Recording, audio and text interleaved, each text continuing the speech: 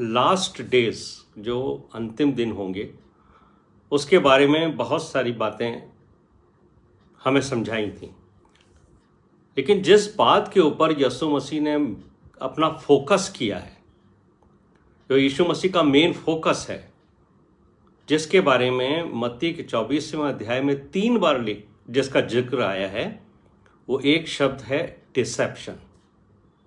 और अगर आप इस अध्याय का अध्ययन करते करते दूसरी चीज़ों की तरफ अपना ध्यान भटका लेते हो, जिन्हें हम सांसारिक बातें कहते हैं या सांसारिक आपदाएं कहते हैं, नेचुरल डिजास्टर्स कहते हैं, जिनका भी जिक्र यीशु मसीह ने किया है, तो आप उस पॉइंट से भटक जाओगे जो विशेष पॉइंट जो है, जो जिसके ऊपर यीशु मसीह फोकस करते हैं मत्ती के 24वें अध्याय के 15वें पद पर, वो हम प्राप्त नहीं कर पाएंगे, और वो है एंटी क्राइस्ट, मसीह का विरोधी। आइए हम इस स्टडी पर फोकस करें, और इस स्टडी के लिए मैं आपके साथ ये बताना चाहता हूँ कि बहुत सारे लोगों ने अलग अलग तरीके से परमेश्वर से दर्शन पाकर इस स्टडी को किया है। मुझे जो परमेश्वर ने दर्शन दिया है, जो मुझे सिखाया है, वो मैं आपके साथ शेयर करूँगा। इसलिए आप किसी दूसरे प्रचारक की स्टडी को मेरी स्टडी से कंपेयर ना करें, बल्कि हम सबसे कुछ ना कुछ ज़रूर सीखते हैं। आइए हम प्रार्थना करें। हमारे जीवित, महान और अत्यंत दयालु स्वर्गीय पिता, हम आपका धन्यवाद करते हैं प्रभु कि आपके वचन को सीखने के लिए आपने हमें पवित्र आत्मा दी है, और पवित्र आत्मा ही हमारा मार्गदर्शक है। और आज संध्या काल को हम मसीह के विरोधी एंटी क्राइस्ट के बारे में सीख सकें, ऐसी कृपा और दया आप हमसे करें। सब बातों में हम आपको आदर और महिमा देते, और ये विनती हमारे उद्धारकर्ता प्रभु यीशु मसीह के नाम से मांगते सुनो, कबूल कर, आमीन। मसीह का विरोधी। बहुत सारे लोग ये सोचते हैं कि एंटी क्राइस्ट जो है वो एक बुरा व्यक्ति होगा, एकदम यीशु मसीह के विपरीत। यीशु मसीह भले काम करते हैं, एंटी क्राइस्ट बुरे काम करेगा। यीशु मसीह सुंदर व्यक्तित्व वाले व्यक्ति हैं, अच्छे दिखते हैं। बहुत से लोगों का विचार है कि एंटी क्राइस्ट एकदम एक डरावना व्यक्ति होगा। उस इमेज को, जो यीशु मसीह की इमेज है, उससे एकदम विपरीत बताने की और समझने की हम कोशिश करते हैं। लेकिन मेरे प्रिय भाइयों और बहनों, एंटी क्राइस्ट एक वंडरफुल पर्सनैलिटी, एक चार्मिंग फेस और लोगों के दिलों पर राज करने वाला एक स्वर्गदूत के समान दिखने वाला होगा। बहुत से लोगों का सोचना है कि वो एक व्यक्ति होगा, बहुत सारे लोगों का सोचना है कि वो एक पॉलिटिकल सिस्टम होगा, और सच ये है कि वो दोनों होगा। यानी वो एक विचारधारा होगा। विचारधारा वो चीज़ होती है जो एक व्यक्ति के जीवन से शुरू होती है और फिर कई लोगों के जीवन को वो प्रभावित करती है।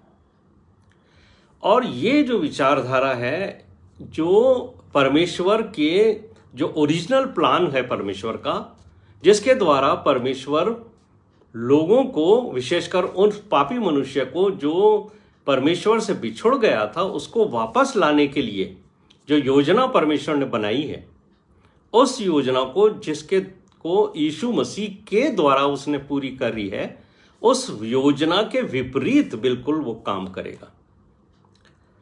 और हम यहां पर देखते हैं कि एंटी क्राइस्ट उस विचारधारा को आगे बढ़ाएगा जो शैतान के द्वारा पहले से एंटी क्राइस्ट के लिए तैयार की गई है। आज की क्या स्थिति है? ऐसी शिक्षाएं मसीह विश्वासियों के बीच में प्रचारित की जाती हैं जो एकदम यीशु मसीह की शिक्षाओं की तरह लगती हैं सुनने में, पर यदि आप इन शिक्षाओं पर पूरा ध्यान केंद्रित करते हो और बार बार प्रचारकों से आप उस तरीके की शिक्षा सुनते रहते हो, तो धीरे धीरे ये शिक्षाएं आपके मस्तिष्क और आपके जीवन को इतना प्रभावित करती हैं कि आपको लगने लगेगा कि ये सच में यीशु मसीह की ही शिक्षाएं हैं, जबकि वास्तव में ये शिक्षाएं यीशु मसीह की नहीं हैं। ये लगती हैं, बिल्कुल सिमिलर लगती हैं, लेकिन ये अगर आप इन शिक्षाओं के अनुसार जीवन व्यतीत करने लगोगे तो ये आपको बिल्कुल विपरीत दिशा में लेके जाएंगी। आपको लगेगा कि ये सकड़ा मार्ग है जिसके ऊपर ये प्रचारक हमें लेके जा रहे हैं, लेकिन ये वास्तव के अंदर सकड़ा मार्ग नहीं, ये वो चौड़ा मार्ग है जो आपको यीशु मसीह और परमेश्वर पिता और पवित्र आत्मा से एकदम दूर लेके जाने वाला है। और यही बात है कि जब यूहन्ना ने अपनी पत्री लिखी, पहला यूहन्ना की जो पहली पत्री है उसके दूसरे अध्याय के 18वें पद में यूहन्ना ये बात स्पष्ट तौर से कहते हैं, उस समय भी ये चर्चा थी कि मसीह का विरोधी आने वाला है और अब अंतिम समय आ गया है। और वो कहते हैं कि जैसा तुमने सुना है कि मसीह का विरोधी आने वाला है, उसके अनुसार अब भी बहुत से मसीह के विरोधी उठ खड़े हुए हैं। और इन बातों से कि वो शिक्षाएं हमें दी जा रही हैं जो यीशु मसीह की शिक्षा के विपरीत हैं, इससे हमें मालूम होता है कि हम अंतिम समय के बहुत नजदीक आ गए।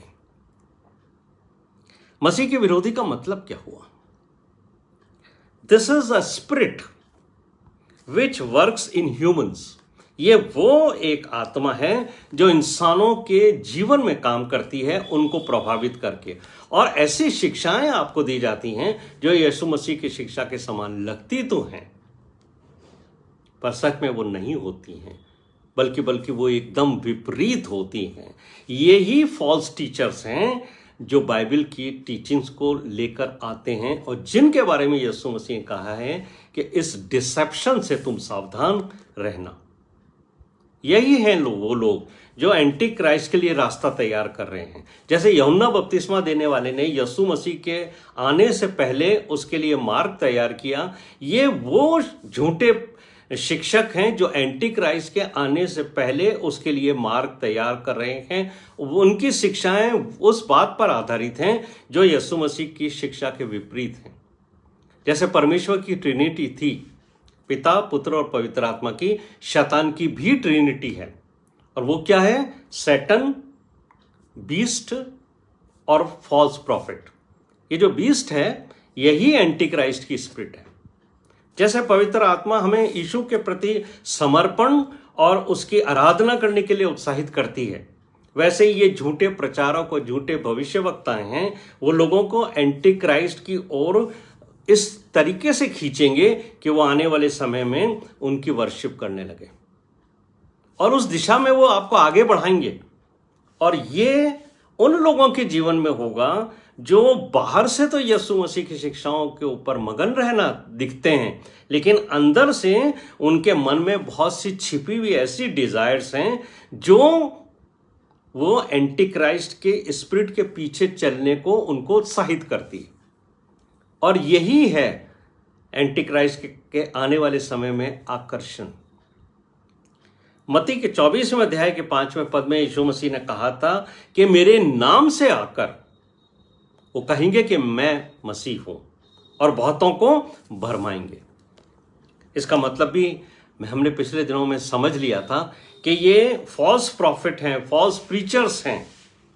दे will offer you a false substitute of Christ.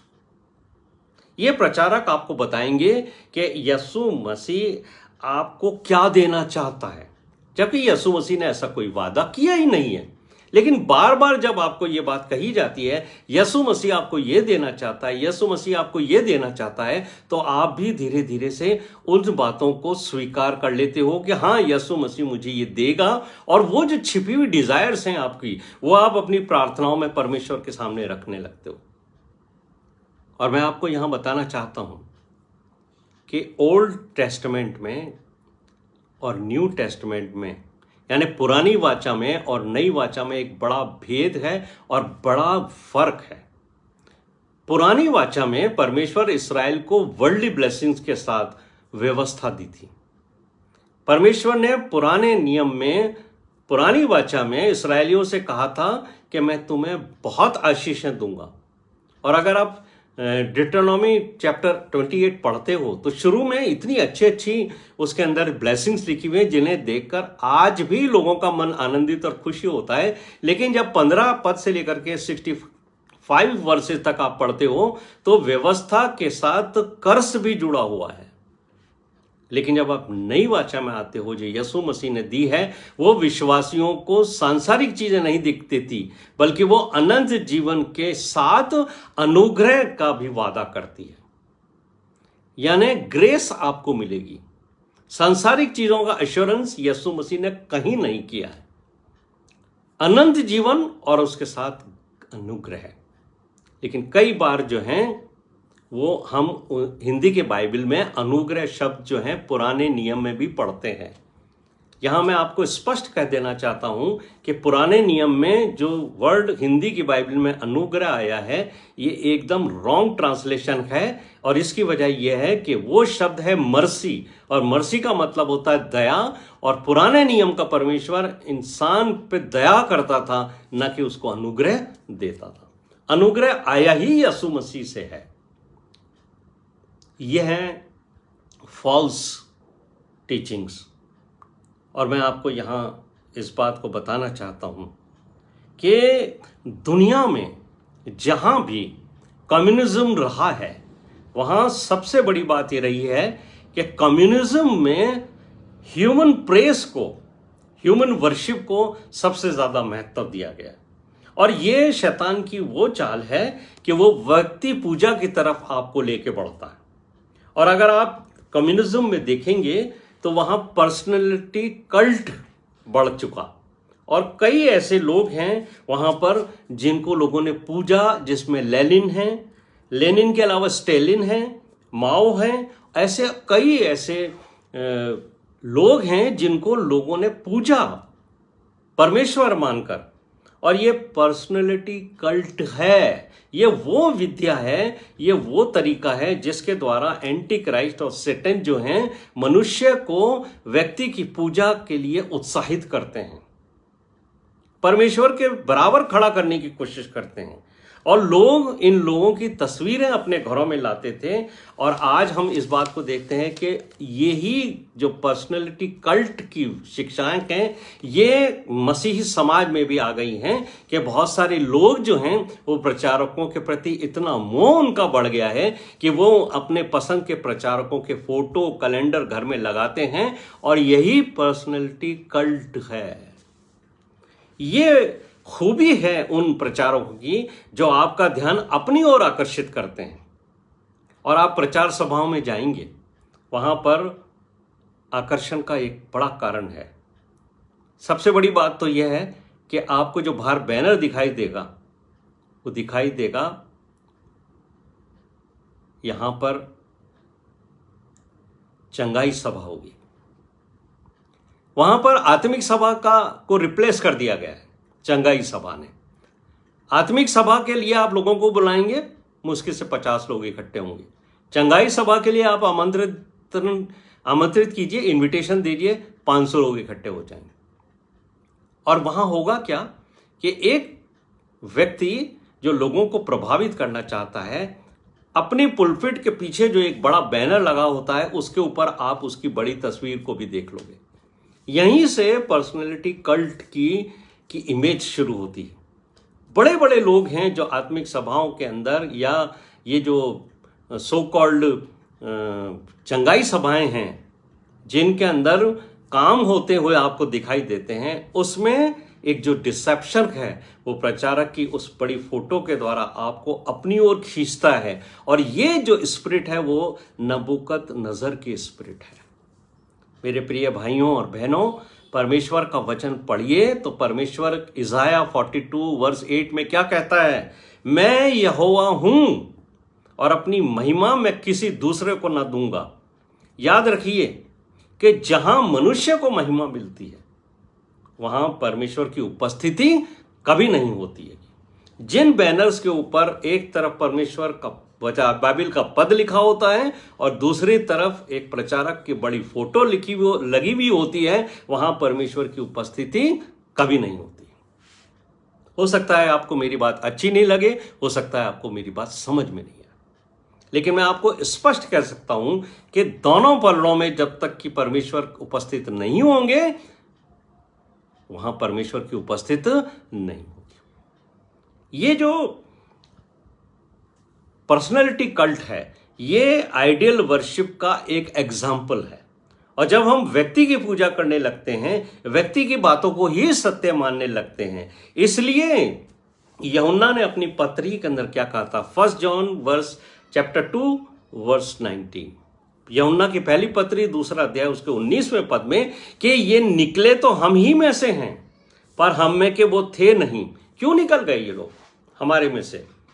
क्योंकि ये यीशु के थे ही नहीं, ये शुरू से ही शैतान के थे। इसलिए मसीह लोगों के बीच में ये काम करते थे कि उनको सही मार्ग से भटकाकर शैतान के मार्ग पर ले जाएं। ऐसे ही लोगों के लिए यीशु मसीह ने कहा था कि ये भेड़ के रूप में भेड़िए हैं। इन झूठे भविष्यवक्ताओं और झूठे प्रचारकों में, जिनके अंदर शैतान की वो आत्मा काम करती है जो यहूदा इस्करियोती में काम करती थी।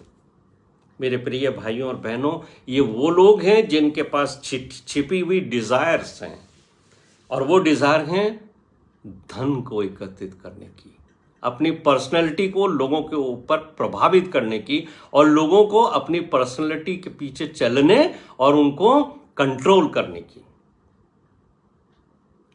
और अगर हम रिवलेशन चैप्टर 13 में आते हैं तो हम यहां देखते हैं जो इसका मुख्य विषय है वो यही है, the beast rising from the sea. समुद्र में से निकलेगा। और इसके पहले पद को ही देख लीजिएगा, प्रकाशित वाक्य 13 अध्याय उसका पहला पद। यूहन्ना अपने दर्शन में कहते हैं कि एक पशु समुद्र में से निकल रहा है। ये बिब्लिकल टाइम में समुद्र को ना दबने वाली डरावनी जगह समझा जाता था, यानी शैतान की शक्ति। अगर आप न्यू टेस्टमेंट में भी कुछ घटनाओं को पढ़ेंगे जो आपको लूका के 8वें अध्याय के 22 से 25 पद में मिलेगी, यीशु मसीह चेलों के साथ समुद्र में हैं, एक नदी में हैं, तालाब में हैं, और एक तूफान उनके विरुद्ध उठा है। और 24वें पद में आपको मिलेगा लूका 8:24 में कि यीशु मसीह ने उठकर उस आंधी और पानी की लहरों को डांटा और वो थम गए। अगर आप बाइबल का अध्ययन करते हो तो आपको मालूम पड़ेगा कि ये जो शब्द है डांटा, इंग्लिश में इसको कहते हैं रिबुक्ड। यीशु मसीह ने कभी किसी पापी व्यक्ति को नहीं डांटा, कभी किसी इंसान को नहीं डांटा, किसी दुष्कर्म करने वाले को नहीं डांटा, लेकिन डांटा किसको है?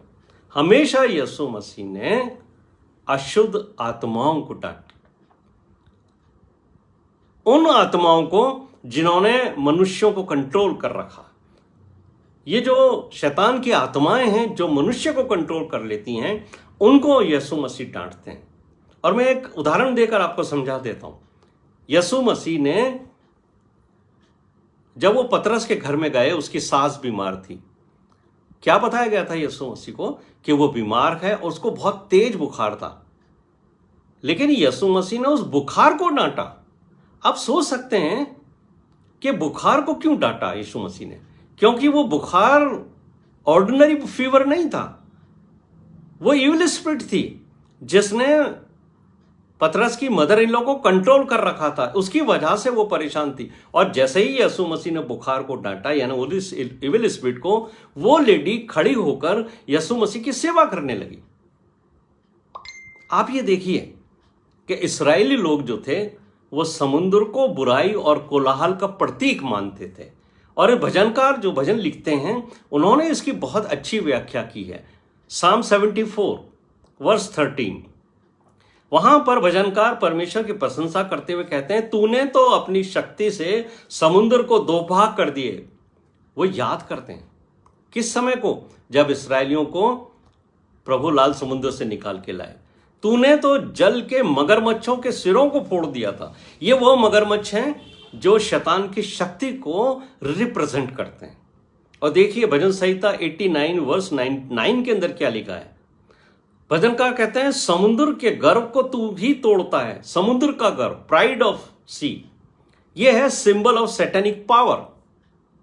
जब इसकी वेव्स लहरें उठती हैं तब तू उनको शांत कर देता है, यानी तू उन्हें डांटता है। समुद्र ही वो जगह है जहां से बीस्ट निकलेगा, एंटी क्राइस्ट निकलेगा। और अगर आप प्रकाशित वाक्य 13वां अध्याय का 2 पद पढ़ते हो तो शैतान इस संसार का अधिकार और वैभव उसको देगा। शैतान जो सरपेंट है वो अपनी सामर्थ और अपना सिंहासन और उसका अधिकार एंटी क्राइस्ट को देने वाला है। शैतान यही अधिकार जो संसार के वैभव का था यीशु मसीह को भी देना चाहता था। मत्ती के 4 अध्याय के 8 से 10 पद तक अगर आप पढ़ोगे तो आपको वहां मालूम होगा कि यीशु को सारे संसार का वैभव दिखाकर उसने क्या कहा था, यदि तू गिरकर मुझे प्रणाम करे तो मैं सब कुछ तुझे दूंगा। Revelation chapter 13 verse 3। इस पशु के सिर का एक घाव था। अब यहां से वो बातें शुरू होती हैं जो चमत्कार पर आधारित हैं, मिरेकल्स हैं। और यहां पर हम एक बात को देखते हैं कि शैतान के पास भी चंगा करने की पावर है। और वो घाव जैसे ही अच्छा हुआ उसने लोगों को अपने चमत्कार और वैभव से अपनी ओर आकर्षित कर लिया। यही है अंतिम समय का कल्ट के चमत्कारों से प्रभावित होकर हम शैतान के पीछे चलने लगते हैं, सोचने लगते हैं कि ये व्यक्ति जो कुछ चमत्कार कर रहा है या चंगाई कर रहा है ये परमेश्वर की आत्मा के द्वारा हो रहा है, जबकि ये सारी चंगाइयां जरूरी नहीं है कि परमेश्वर की आत्मा ही ठीक करे। क्योंकि अंतिम समय में शैतान के पास भी और आज भी शैतान के पास एक इतनी पावर है कि वो चंगाइयां भी दे सकता है। और यह बात यीशु मसीह ने अपने मत्ती के 7वें अध्याय के 21 से 23 पद में कही है कि जब बहुत सारे लोग परमेश्वर के न्याय सिंहासन के सामने खड़े होकर कहेंगे कि हमने तेरे नाम से दुष्ट आत्माओं को तेरे नाम से निकाला, तेरे नाम से हमने बहुत बड़े बड़े काम किए, चंगाई सभाएं करी, लेकिन यीशु मसीह कहेंगे मैं तुम्हें नहीं जानता हूं। कौन है वो लोग जिन्होंने इतने बड़े बड़े पावरफुल काम किए और जिनको यीशु मसीह नहीं जानता? ये वो लोग हैं जिनके अंदर सैटन की स्पिरिट काम करती है। ये वो लोग हैं जो उस स्पिरिट से काम करते हैं जो शैतान के लिए रास्ता निकालती, और ये वो चमत्कार और वैभव से अपनी ओर आकर्षित करने वाला, ताकि लोग उसके पीछे पीछे चलने लगेंगे। यीशु मसीह ने अंतिम समय के चमत्कारों में सावधान रहने पर विशेष ध्यान आकर्षित किया। उसका फोकस है। और मैंने आपको पिछली दफा भी बताया था, मत्ती के 24वें अध्याय के 24वें पद में यीशु मसीह ने स्पष्ट किया है कि अंतिम समय में पूरी कोशिश शैतान की होगी कि जो लोगों को परमेश्वर ने चुन के बुलाया उनको भी वो उस मार्ग से भटका दे। और वो ये चाहता है कि हम, शैतान जो है वो अपनी वर्शिप कराना चाहता है, वो पूजा कराना चाहता है। उन लोगों को, ये जो प्रचारक हैं, ये जो झूठे भविष्यवक्ता हैं, वो आज लोगों को अपने सामने घुटने टेकने के लिए उत्साहित करते हैं। आपने देखा होगा बहुत सारी ऐसी सभाओं में जब जो है लोग जो हैं वो जाकर के और प्रचारकों के सामने घुटने टेक देते हैं और प्रचारक उनके सिर के ऊपर हाथ रखकर उनके लिए प्रार्थनाएं कर रहे हैं। ये क्या हो रहा है मेरे प्रिय भाइयों और बहनों? आपको परमेश्वर का वचन कहता है कि सिवाय परमेश्वर के सामने आपको किसी के आगे घुटने नहीं टेकने हैं, किसी को वर्शिप नहीं करनी है। और आज हर आदमी उन कल्ट प्रीचर्स के सामने घुटने टेकता है जिसको बारे में उन्हें लगने लगता है कि ये परमेश्वर का जन है, और वो इस बात को उत्साहित करते हैं कि टेको हमारे सामने आके अपने घुटने। और यही परंपरा वो आगे इसलिए तैयार कर रहा है कि एक दिन आप एंटी क्राइस्ट के सामने भी ऐसे ही वर्शिप करो जैसे आज आप मेरे सामने करो। वो सिर पर हाथ रखेंगे। वास्तव में ये लोग शैतान के आगे घुटने टेकते हैं, वो व्यक्ति नहीं है, उसमें वो एंटी क्राइस्ट की स्पिरिट काम कर रही है। ये वो आपको चाहती है कि आप उनके सामने घुटने टेको। ये वो काम है जो निम्रोद के समय स्पिरिट काम करती थी। मेरे प्रिय भाइयों और बहनों, चिन्हों और चमत्कारों के द्वारा लोगों को अपनी ओर आकर्षित करने की पावर इनके पास है। प्रकाशित वाक्य 13वां अध्याय उसका 13वां पद, वो बड़े बड़े चिन्ह दिखाता था और मनुष्य के सामने स्वर्ग से पृथ्वी पर आग बरसा देता था। कितनी गजब की ट्रिक है ये। आज अगर जब आप मैजिक शो देखने जाते हो, जब आपको कहा जाता है ये जादूगर है, तो आपके दिमाग में स्पष्ट तौर से ये बात आ जाती है कि हम जो चीज भी देख रहे हैं वो सत्य नहीं है, बल्कि ये एक भ्रम है और ये जादूगर है जो जादू की कला और विद्या से हमें प्रभावित करता है। लेकिन जब यही काम एक मसीह का नाम लेकर प्रचारक करता है, तो अब आप ये सोचते हो कि ये सत्य है और इसमें प्रभु यीशु मसीह की आत्मा चमत्कार कर रही है, जबकि ये वही काम है जो आपको जादूगर भी दिखाता था। जब मूसा को परमेश्वर ने मिस्र में भेजा था तो क्या कहा था, तो अपनी लाठी उनके सामने डालना, फिरौन के सामने, तो वो सांप बन जाएगी। जब मूसा और ने अपनी लाठी फिरौन ने से कहा कि लाठी डाल दे फिरौन के सामने, और हारून ने लाठी डाल दी, तो क्या हुआ था, वो अजगर बन गई थी, सांप बन गई थी। थोड़ी देर में फिरौन ने अपने जादूगरों को बुला लिया, उन्होंने भी लाठियां डाली, उनके भी सांप बन गई। तो फर्क क्या हुआ, वो भी चमत्कार कर सकते थे जादूगर, ये भी चमत्कार कर रहे थे। लेकिन मेरे प्रिय भाइयों और बहनों, यहां जो बात कही गई है, यीशु मसीह ने जो हमें मत्ती के 24:24 में कही थी कि झूठे मसीह और झूठे भविष्यवक्ता उठ खड़े होंगे, बड़े चिन्ह और बड़े अद्भुत काम दिखाएंगे, यदि हो सके तो चुने हुओं को भी भरमा दे। ये अंतिम समय में बहुत बढ़ जाएगा। और यहां पर जो बात कही गई है कि वो स्वर्ग से आग गिराकर दिखा देगा। याद है आपको स्वर्ग से आग किसने गिराई थी? अगर आप ओल्ड टेस्टमेंट पढ़ते हो तो आपको ध्यान होगा, पहला राजा 18वां अध्याय उसके 24वें पद में एलिया और बाल के पुजारियों के बीच के अंदर जब बातचीत चल रही थी, और वहां पर एलिया ने ये बात कह दी कि अगर तुम्हारा बाल देवता सच में परमेश्वर है तो वो आग गिराकर जमीन के ऊपर साबित करेगा, इसलिए तुम प्रार्थना करो, और मैं अपने सच्चे यहोवा परमेश्वर से प्रार्थना करूंगा, जो भी देवता आग गिरा देगा वही सच्चा परमेश्वर है। और उस समय तो एलिया ने परमेश्वर से प्रार्थना करी और आग गिरी थी। लेकिन यहां प्रकाशित वाक्य 13:13 में लिखा है कि वो एंटी क्राइस्ट भी आग गिराकर लोगों को दिखा देगा। और मेरे प्रिय भाइयों और बहनों, ये एक मरीचिका के समान है, इसको डेल्यूजन कहते हैं। ये सच में नहीं होगी, लेकिन ये एक चमत्कार होगा जो लोगों को दिखेगा कि आग गिर रही है, लेकिन वास्तव में नहीं होगी। जैसे गर्मियों के समय के अंदर आपको सड़क के ऊपर पानी गिरा हुआ दिखाई देता है, आपको ऐसा लगता है जैसे पानी डामर के ऊपर, सड़क की डामर के ऊपर है, लेकिन सच्चाई नहीं होती। जैसे हिरन को लगता है कि जहां मैं दौड़ रहा हूं रेगिस्तान में, वहां मुझे पानी दिखाई देता है, लेकिन सच में नहीं होता, और दौड़ते दौड़ते वो मर जाता है।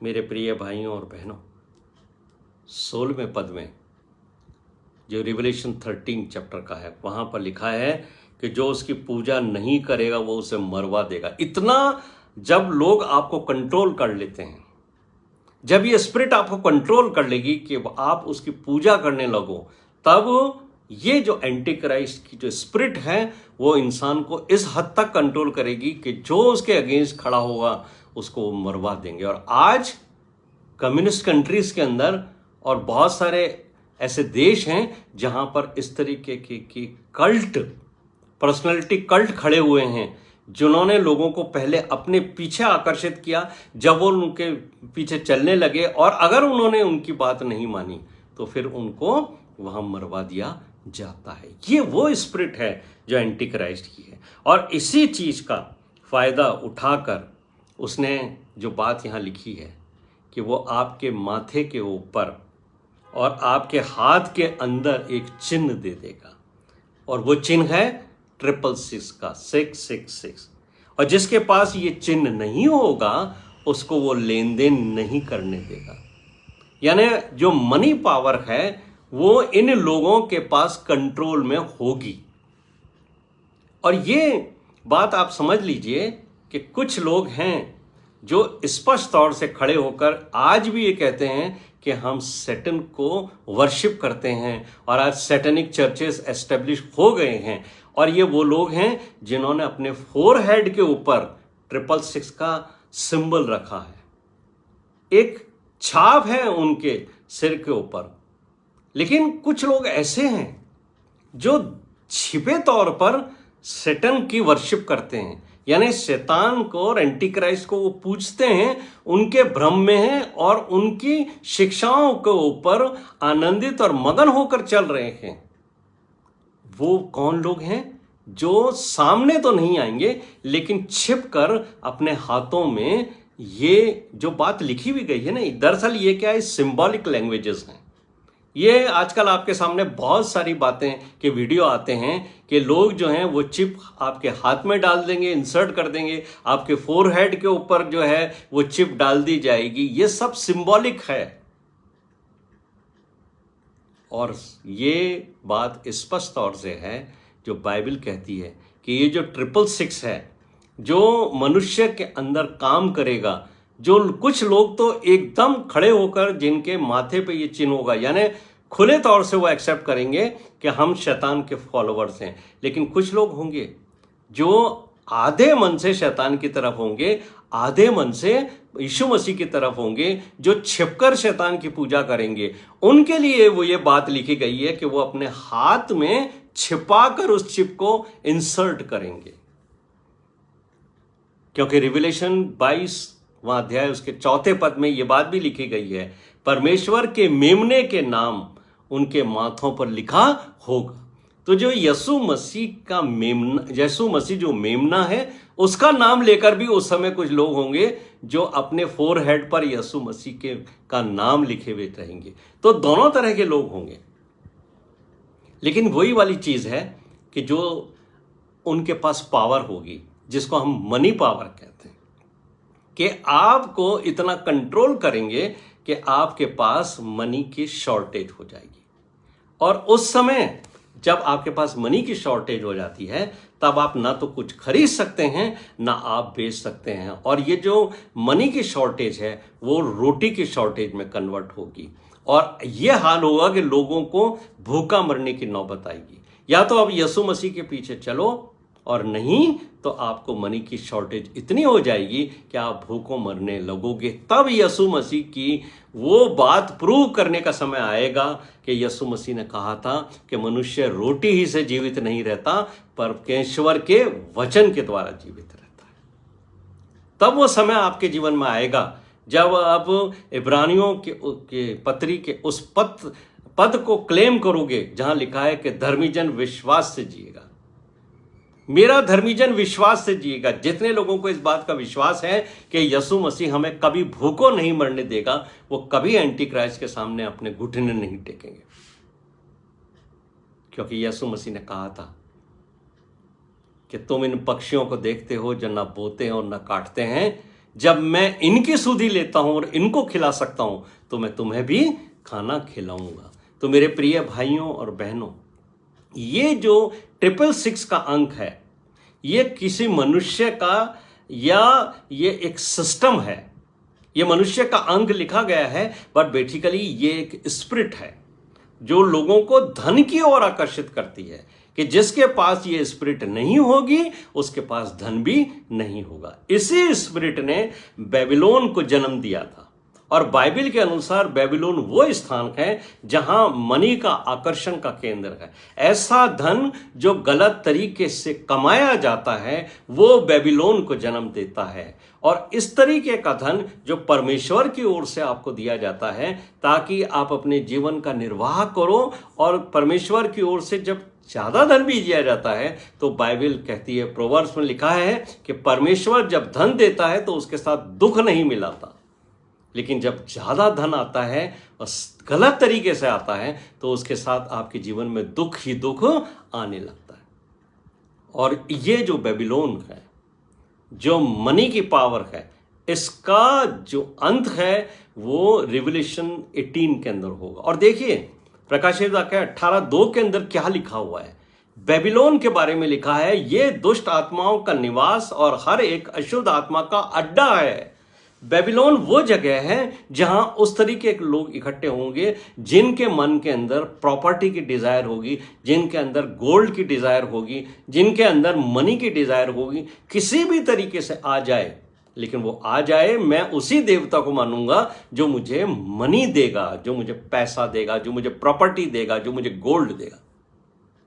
और तीसरे पद में क्या लिखा है, रिवलेशन चैप्टर 18 वर्स 3, मनी की डीलिंग जब इलीगल तरीके से होती है ना, जो छिपकर होती है, और छिपकर किए वजह वाले जो रिलेशंस हैं उनको बाइबल एडल्ट्री कहती है। ये वो झूठी धार्मिक शिक्षाएं हैं जो मनी की डिजायर को इतना बढ़ा देती हैं कि मनुष्य धन प्राप्त करने के लिए धर्म और पावर का इस्तेमाल करने लगता है, और उसी की वजह से एक लग्जरी लाइफ जीने की तीव्र इच्छा होने लगती है। Revelation chapter 18 verse 4। और उन झूठे प्रचारकों और झूठी शिक्षाओं में फंसे सीधे साधे लोगों को भी परमेश्वर एक आह्वान देगा। वो आह्वान अंतिम समय में भी आपको मिल सकता है। क्या कॉल है वो, हे मेरे लोगों उसमें से निकल आओ। अरे मुझ पर भरोसा रखो, विश्वास करो, निकल आओ उन तरह की शिक्षाओं से, उन तरह की डिजायर से। ये जो प्रॉस्पेरिटी गॉस्पल्स आपको प्रीच किए जाते हैं, ये जो प्रीचर्स हैं, उनकी जो झूठी शिक्षाएं हैं जो आपको मनी और धन की ओर आकर्षित करती है, अंतिम समय में भी परमेश्वर आपसे कहता है कि हे मेरे प्रिय लोगों, उन शिक्षाओं में से निकल आओ, निकल आओ कि तुम उनके पापों में भागीदार ना हो। मेरे प्रिय भाइयों और बहनों, रिवलेशन चैप्टर 13 वर्स 18, ये जो एंटी क्राइस्ट का नंबर दिया गया है 666, हम बाइबल में एक जगह और देखते हैं।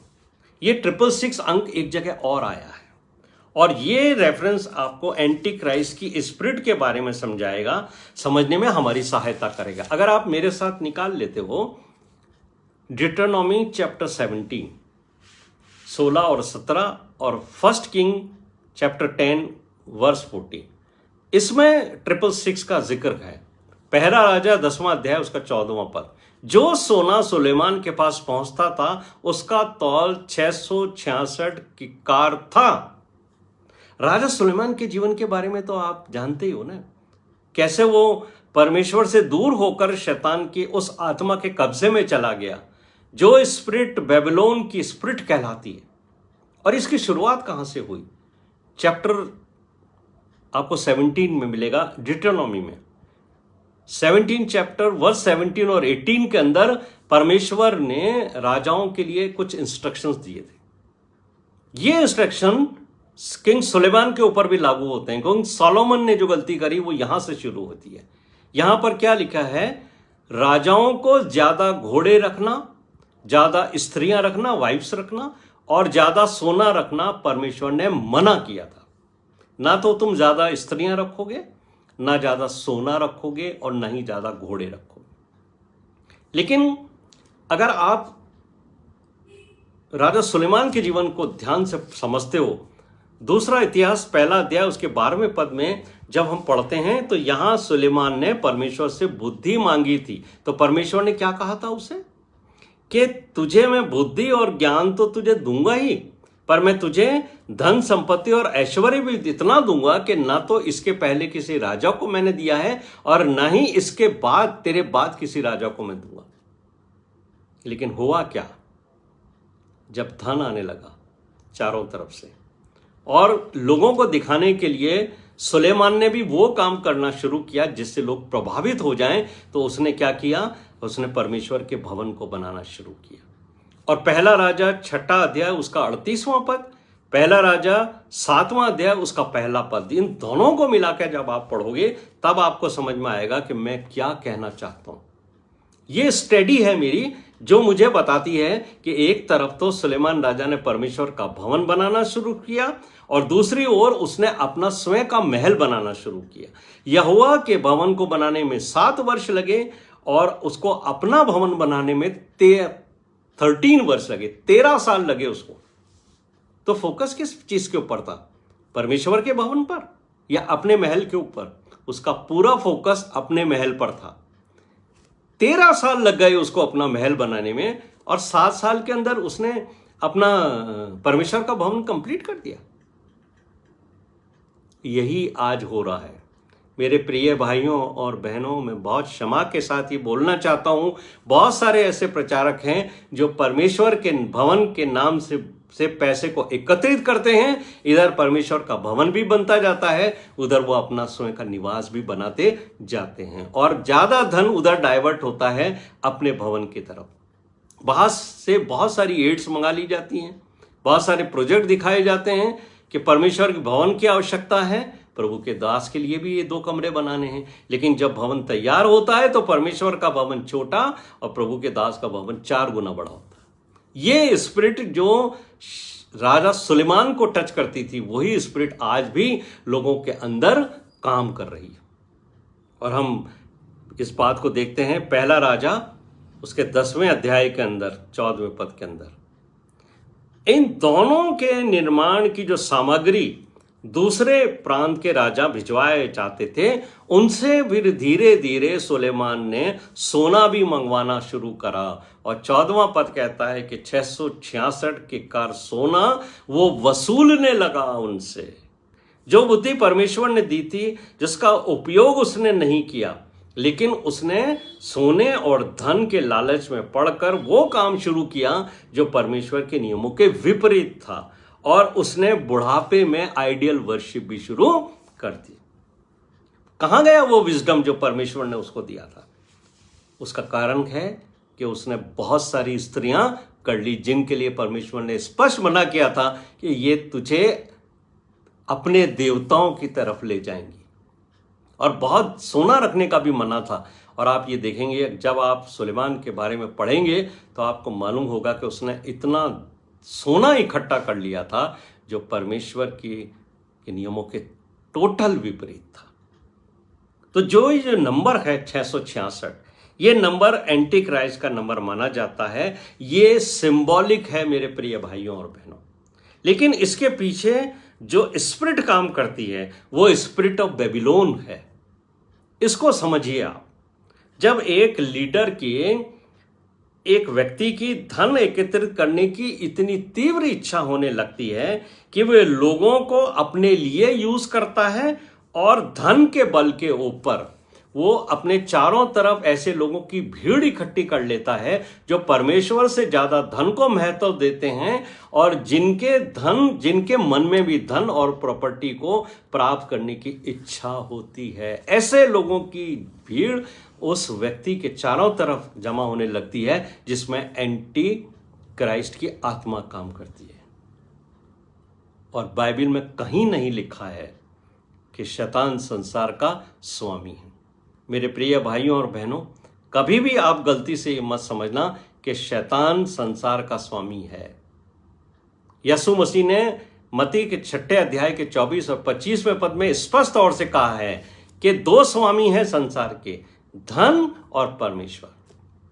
और यीशु मसीह ने कहा है धन और परमेश्वर 2 स्वामी हैं। या तो तुम धन से प्रेम रखोगे तो परमेश्वर से बैर रखोगे, और अगर तुम परमेश्वर से प्रेम रखोगे तो तुम धन से बैर रखोगे।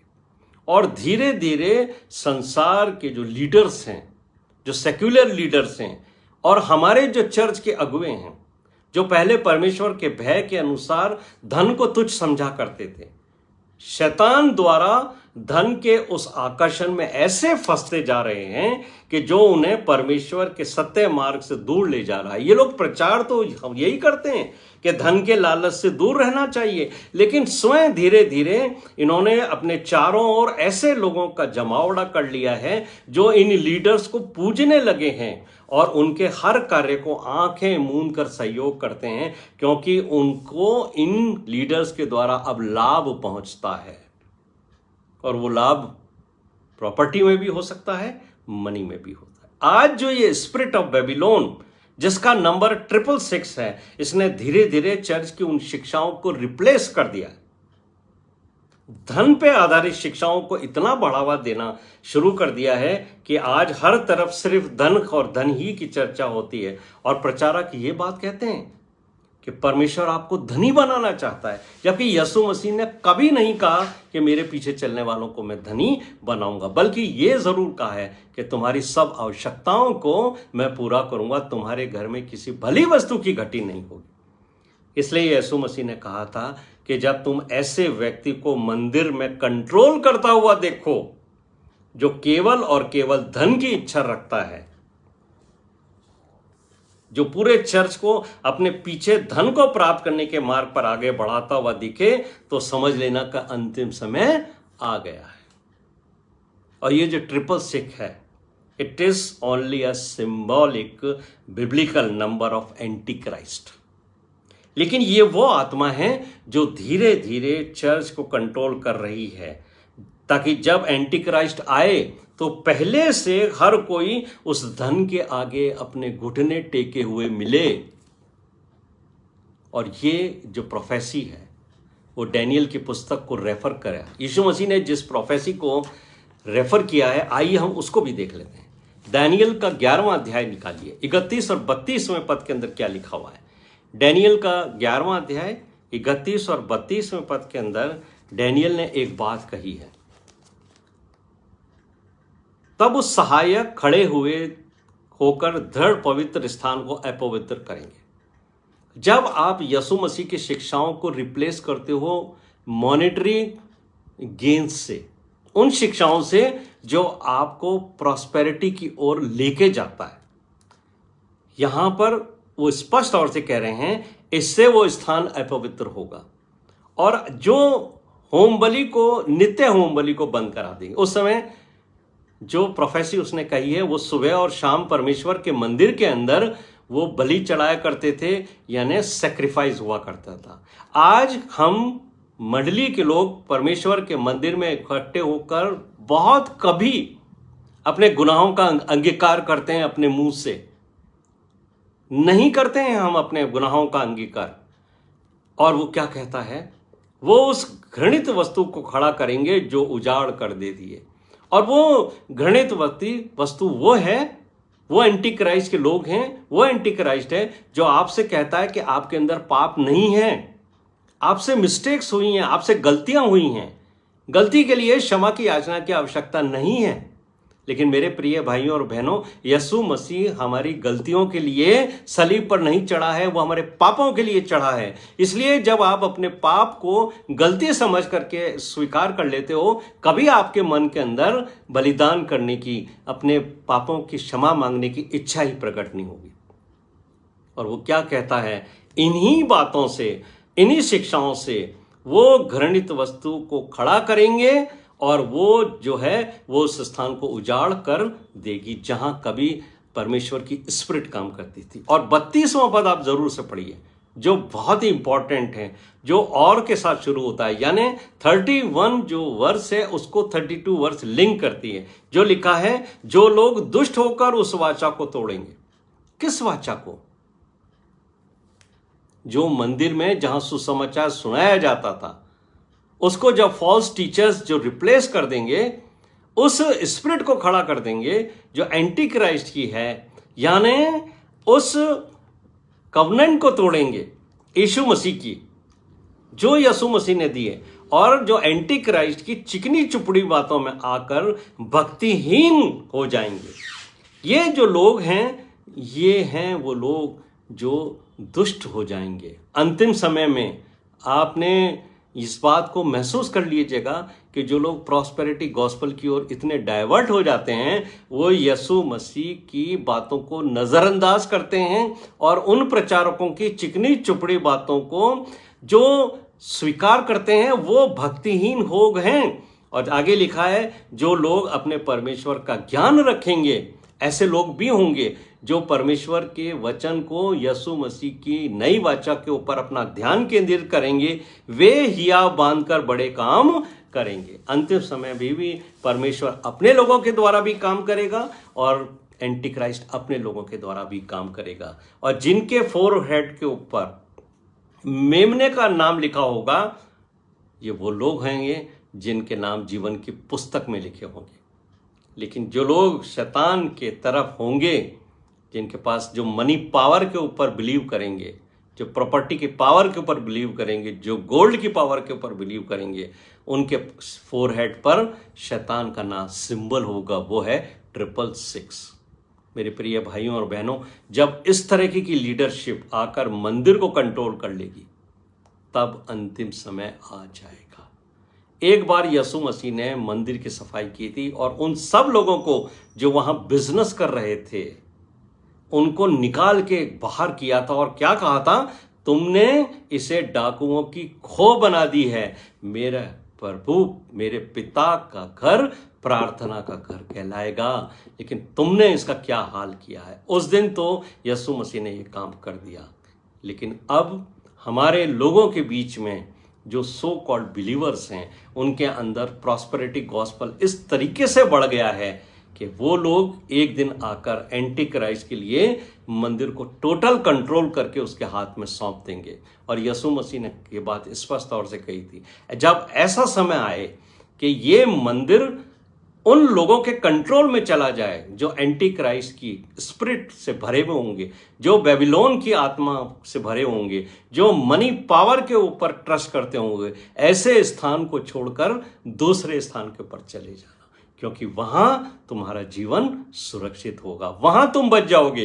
ये जो बात यीशु मसीह ने कही है कि पहाड़ों पे चले जाना, दूसरे शहरों में चले जाना, इसका तात्पर्य यही है कि जब आप ऐसे लोगों को जो मनी के द्वारा चर्च को कंट्रोल कर लेंगे, तब आप उस स्थान को छोड़ दें, क्योंकि उस स्थान के ऊपर एंटी क्राइस्ट का पूरा प्रभुत्व होगा। प्रभु इस वचन को पढ़ने, वचन को सुनने और समझने के लिए हमें पवित्र आत्मा की अगुवाई दे। आमीन। आइए हम प्रार्थना करें। आमीन। हमारे जीवित महान और अत्यंत दयालु स्वर्गीय पिता, आपका धन्यवाद करते हैं कि आपने हमें एंटी क्राइस्ट के बारे में भी बात समझा दी है कि अंतिम समय में प्रभु ऐसे लोग आ जाएंगे जो आपके द्वारा किए गए कामों के विपरीत काम करेंगे।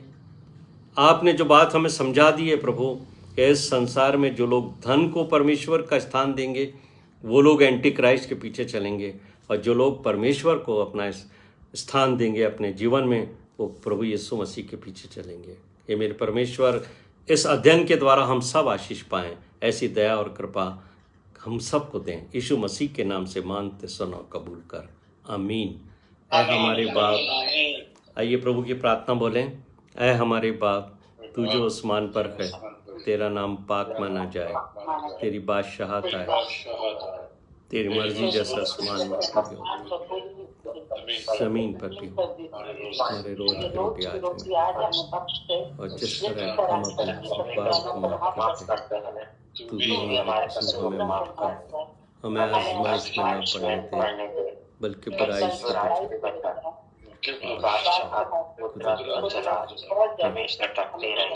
आमीन आमीन। Psalm 23 भी